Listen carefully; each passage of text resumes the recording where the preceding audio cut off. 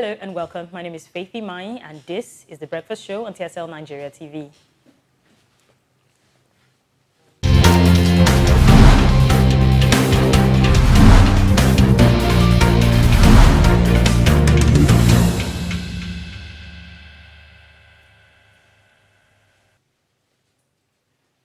Glad to have you back. Now, if there's anything that has been on the mind and mouths of people for the past few days, it is definitely the untimely death of the CEO of Super TV, Mr. Usifo Ataga, who was murdered by a 21-year-old undergraduate of the University of Lagos, and of course his supposed lover, Miss Chidinma Ojukwu. A lot of theories have been making rounds on the internet, and a lot of people have had their own fair share of opinions to air. Today on The Breakfast Show, myself, Adana, Favor, and Faith will be discussing this mother of the CEO and, of course, all the developing stories surrounding the mother. Good morning, ladies. Good morning. You're welcome. Thank you. Now, talking about this mother and, of course, everything that has come up after that, I remember first thinking, like, what is going on? And when I found out the mistress, because initially no one knew, she was unknown, and then we found out that, oh, this girl is just a 21-year-old undergraduate. And I'm thinking, how could she have gotten to that level, And I was speechless at first, but a lot of things have been coming up. And right now, I don't know whether I'm feeling sorry for her or whether I'm actually angry. So I want to know your thoughts. When you first heard about this, what was the first thing that came to your mind, Favor? For me, it was a very sad one to hear such, because there were so many layers to the story. You hear of a 21-year-old, hear of a 50-year-old, then you hear drugs were involved, sex for money. There were too many layers to it, and I was just wondering, how come? Where does this start? Exactly. When did we get there? How did we get here? And man, it's a very sad story. A very sad one. Faith. I just felt sad for the girl, because it just happens to be the beginning and end of her life, so to speak. No matter what must have transpired between herself and her sugar daddy, I would say the way it is. Even after everything, I think she would have, gone to the police or something to report the case.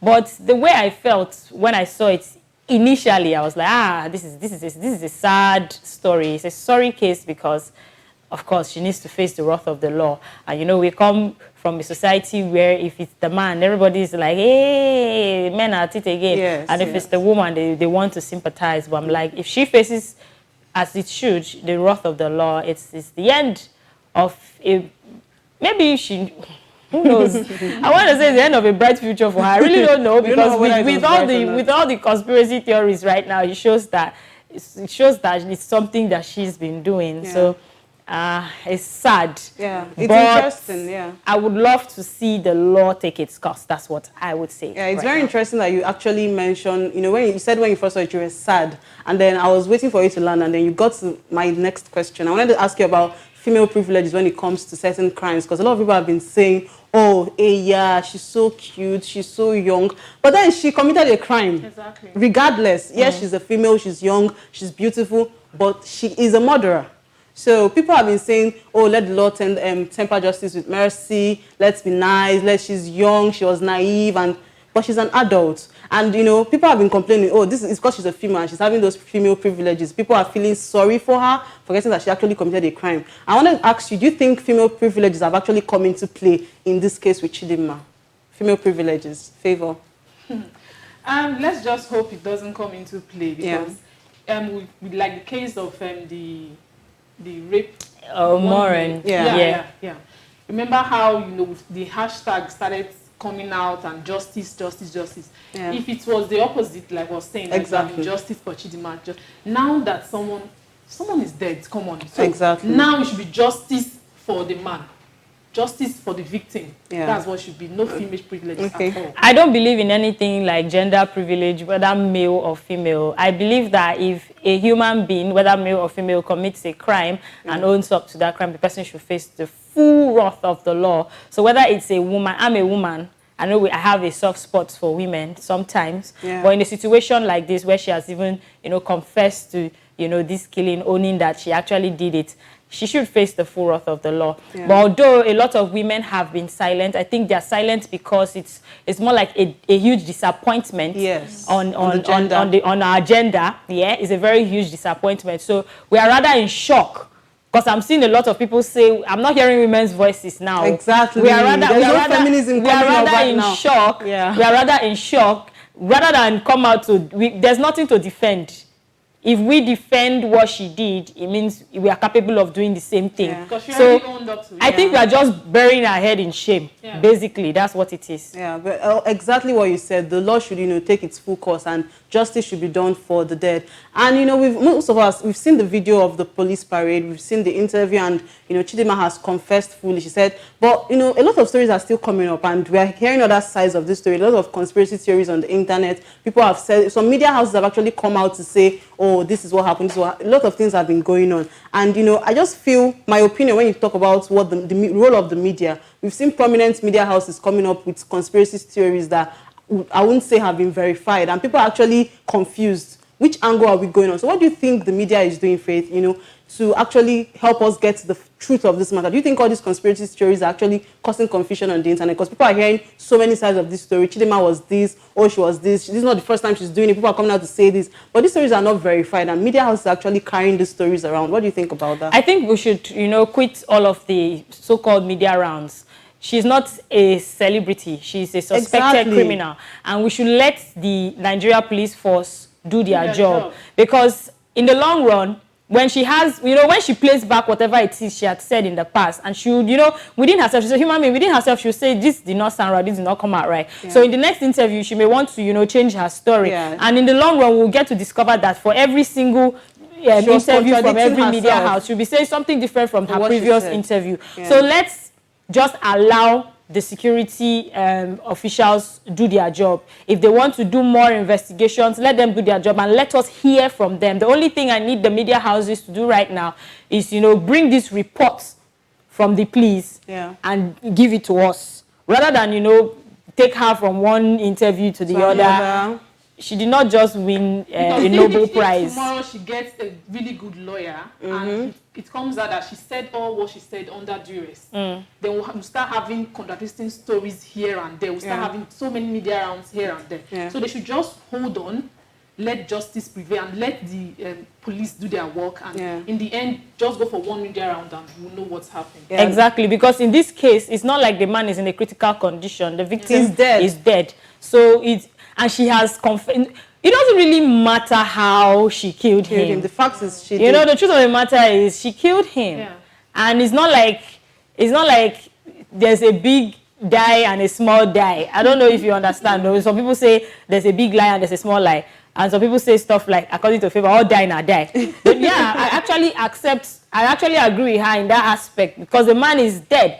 It doesn't matter if it was one stab, or if it was 2 stabs, or if you killed him and that is it. Yeah. So trying to, look for ways, because I'm seeing a lot of people trying to do that right now, look for ways to justify her action. That is wrong. Now, let's say she killed him and she did not know what she was doing. She's young, she freaked out. What was your first move? You did not act like somebody who was young. You did not act like somebody who freaked out. You rushed to your house, according to Katrina, to chill. You rushed to your house to go and relax. Yeah. And acted like nothing happened. Yeah. So yeah, I would still stand on my initial statements. No media rounds. Exactly. No more media rounds. The law agencies should, I don't think the media rounds, they are doing more harm than good. Because, the first interview of Chidinma, we heard her say it was in self-defense. The man came at her. He wanted to forcefully sleep with her, and she stabbed him. And another interview on NTA came out yesterday or thereabout, and she said she actually tied his hands. So, which one? If you killed him in self-defense, how come you had his hands tied? So a lot of things, I think the media, they're not doing so much to help us out. And we've seen people actually come out to say, oh, it's bad parenting. And Chidinma, because her parents were not in the picture, because she said that sometimes she wants to make some decisions and she's thinking, oh, who do I talk to? There's nobody to talk to. And so she goes on to be whether it's good or bad. And people have been saying it's bad parenting. But I, for one, I don't believe it has anything to do with bad parenting. Because we've seen parents actually do their best. They've been there for their children 24/7. They take good care of their children. They do everything right. And those children still don't turn out so well. So I don't think it's just about bad parenting. I just feel it's the individual. Yes, bad parenting might have come into play to a certain level, but I don't think it should be blamed entirely on bad parenting. She's an adult, for God's sake, and she chose to do some things. Obviously, she was high, but she chose to be high. She was conscious enough to know that she wanted to be high, and she did it, and she killed somebody. So I don't think we should blame it on bad parenting. What do you think? If you talk about the parental aspect, a parent can only do their best Exactly. in terms of upbringing. Yeah. There are so many bad influences in society. Yeah. Like for Chidimma, she said it was when she went to a party that they started giving her drugs and all of that. So it wasn't bad parenting. So far, so good. Her parents did well. She was in school. They were paying her school fees. What else do you want as a child? Yeah. So it wasn't bad parenting. A parent can only do the best they can do. Yeah. I think a child, I'll just have to say this in pidgin because it will sound better. Pikin wey won't spoil, go spoil. That's the truth of the matter. Yeah. Because sometimes we are very quick. I know, although in some cases we have parents who, are I would call them a huge disappointment because you send your child to school to study and you're not paying this child's school fees. The child is paying her school fees herself or himself. Yeah. And you expect this child to send money home from school. How is that even possible? How does that even work? Yeah. And you see your 19, 20, 21-year-old child who is still a student using an expensive gadget, probably buys a car, and you go to church to give testimony rather than ask questions. Yeah. And you start peppering your neighbors and you're like, God has done it for me, rather than ask questions. So I've seen that category of parents actually in this country. I've seen those kind of parents. But I've also seen the category of parents who actually do everything within their power, physical, spiritual, financial, emotional, to ensure that they train their child in the right way. But like I said, a child that wants to be corrupt will be corrupt. Exactly. This particular child would leave all of the good upbringing and go out there and get influenced by the 1% of bad friends. The 1% that will say, let's go to a nightclub, let's go for a party, let's drink, let's smoke, let's have fun. This is our youth. If we do not enjoy our youth, what are we here for? And then you would leave everything your parents have told you and follow that 1%. Yeah. And when something like this happens, like in the case of Chidimma, you go back and say it's bad parenting. Yeah, Faith, you're even talking about parents. Sorry, you're even talking about parents that would see their children come home with things and they don't question it. What of those parents that will tell their children, go and hustle? After your mates, they hustle, they bring things, come home. There are actually parents that do that. So if you're blaming it on bad parenting, there are parents that are actually, they're not worthy to be called parents. So if we're talking about parents, yes, parents are bad. But we've seen parents that will tell their children, do this, do that. But children say, okay, I know the right thing to do. I'd rather do the right thing than do the wrong thing because this is my parent. So we should not just blame it on, even the man in question, Mr. Usifo Otaga. Yeah, I was about to say rest in peace. He is a parent. Yes, he's a parent. So if we're talking about bad parents, we have bad parents too, but I don't think it's just about being bad parents. I think the individual, him or herself, should know because that. the girl in question is an adult, if you ask me. She's 21 years old and she's a student of Unilag. And if she attends classes, I'm definitely sure her lecturers they will always say, your education is your gate pass to what? Success. I heard that a lot of times growing up. So why don't you take that? Yeah. Why don't you take that and run with it? Yeah. Why would you? Even if they don't speak ill of the dead, everybody has a share in this particular issue. Yeah. And it may sound funny. That figure will be doing drugs. It may sound funny because your own children at home. Because Favor said something. Favor said, these are things that happen behind closed doors, and the reason why we are here talking about it is because this particular man's own has come out in the open. Exactly. Now, I would say that we live in a society where we glorify immorality. Exactly. We hear people say stuff like, live your life, do whatever makes you happy. Are you serious? Live your life, do whatever makes you happy. This particular man was a father. And he did not think about consequences of his actions before doing it. Yeah. Now, it's not just you. You have a wife and you have children.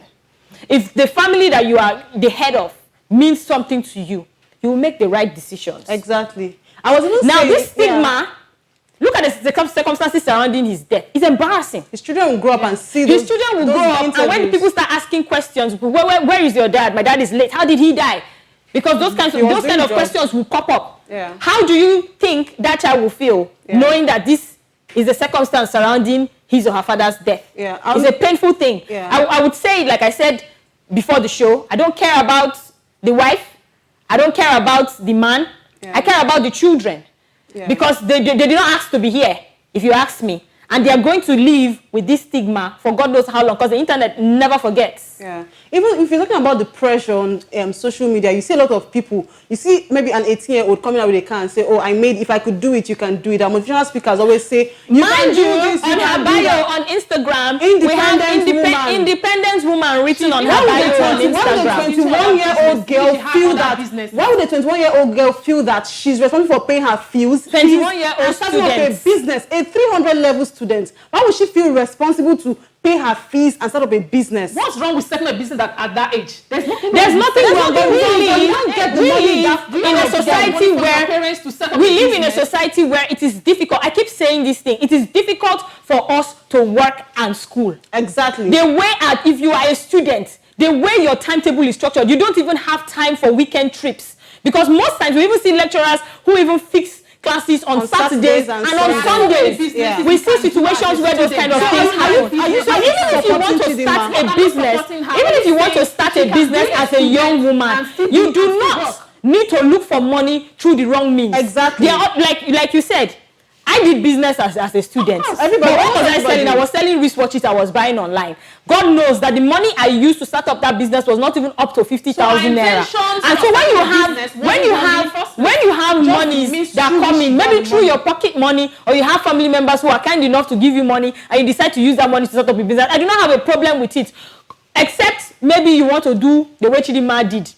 That you want to hold a man against his will to take money from him. And when the money is not coming, you become angry and you kill him. And when he is dead, the first thing you do is go and withdraw money. You said in the interview you could not take much. You took 380,000 naira. And then you went back home. You went back home. Yeah. What plan do you have? Except, like a lot of people are insinuating, there is more to this. Of course. Except there is more to this. But if this is what it is, a 21-year-old 300-level student in the university, sadly studied the course I studied, mass communication, did this. I think that we need to do better as individuals. We do not have to blame our parents have their own role to play. But there is something that happens when you turn 18, you become an adult. At that point, you say, Mom, I'm 18, I want to move out. I have to start making decisions for myself. At that point, I don't think you have to blame your parents anymore. You have to take responsibility for every single action you take, whether good or bad. Faith, you're really passionate this morning. And we have so many comments on Facebook. Thank you so much to everybody that's taken our time to actually drop their comments on Facebook. We have Eden Omefe. She says, I would say that this was planned. There are a lot of things that she confessed to that just don't make any sense. She said they were in the bedroom when she stabbed him in self-defense, but knives are meant to be in the kitchen. She said he assaulted her and we did not see any bruise on the head. She claimed he was slammed. How can a man be coming to see his supposed girlfriend in a hotel and he carries all documents that the police found? She came with a motive. She may have been employed for this because I don't see how a 21-year-old would mastermind this perfect homicide scenario. Okay, and Izwage Clement says, good morning, beautiful ladies, always looking good. Thank you, Mr. Clement. And he says, I think the wife should know more about what happened to the husband. Okay, we know a lot of conspiracy theories have been on the internet, like I said earlier.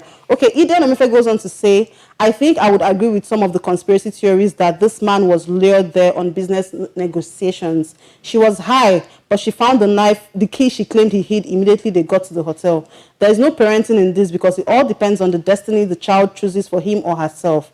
There are also rumors that this girl has not resumed her 300-level semester like others, and she hasn't been seen on campus grounds after the COVID. Okay, Napoleon Brenda says, ladies, calm down. One person at a time. Everyone cannot be. Okay. And she says, Iraba Bello says, her story does not add up. The man is dead and cannot say his side of the story. There is more to the story. I think we are hearing what her lawyers want us to hear. It is painful that the man had to die this way. Okay. Yeah, one of the comments talked about the wife. I think we should not bring the wife into all of this because we really don't know what happened between them, what caused their, because they are separated. We don't know what caused their separation. But when I saw Chidinma, something came to my mind and I understood why Noah took more of animals than humans into the market. Because our innocent look, and I said, oh, that's true. You really don't have to judge a book by its cover. Right. You see, there are some display. There are some characters that humans we display. You have to some things to start coming to your mind. That was our case. And I just hope justice actually prevails. Yeah. Well, if we need to stay here and continue this conversation, we are not going to end the show today. We have to end things on the show today. It's been a sad one, and definitely everybody gets emotional when they talk about this thing. But I would just say everybody has a share in the blame. Yeah. Mr. Osifo is dead, but he should serve as a scapegoat to other married men out there who want to have fun. You know, you are married, you have a family, and you still want to have extramarital affairs with a younger woman. That lady is like more than half of his age, and he, wanted to feel like a young man, and look where he ended him. So I'm seeing a lot of, funny posts saying, all sugar daddies, back to base. I think you guys should actually take that, seriously. You should really, really, really return to base, especially those who have happy marriages. Just go back home. Spend time with your family, spend time with your wife, spend time with your children, and all of these things, trust me, all these circumstances will not pop up in the long run. As for the young girls who are actually out there claiming independent woman while looking for men to blackmail, make money from, kill in the process, I'll just say also return to base. If it's school that is your base, return to school, study, get a degree, and then you know exactly what you want for yourself. Do not allow anybody pressure you, because I think a lot of people would, base everything on pressure and say a lot of young people are succeeding. Look at this person, I'm even older than him. Let all of that not bother you. Eyes on the prize. Focus on why you are in school. Get a degree. And definitely, if you have a plan for your future, you will excel. Thank you so much for watching the show today. We'll be back on Wednesday, 9:30 a.m. on Facebook, 10 a.m. on YouTube. My name is Faith Imayi. On behalf of the entire crew, I say thank you so much for watching. Do not forget to follow us on all the social media platforms at TSL Nigeria TV. Subscribe to our YouTube channel at TSL Nigeria Space TV. Have an amazing rest of the day. Toodles. Stay connected to TSL Nigeria and get updates on the go all day, every day. Subscribe to our YouTube channel on TSL Nigeria Space TV and join our online family.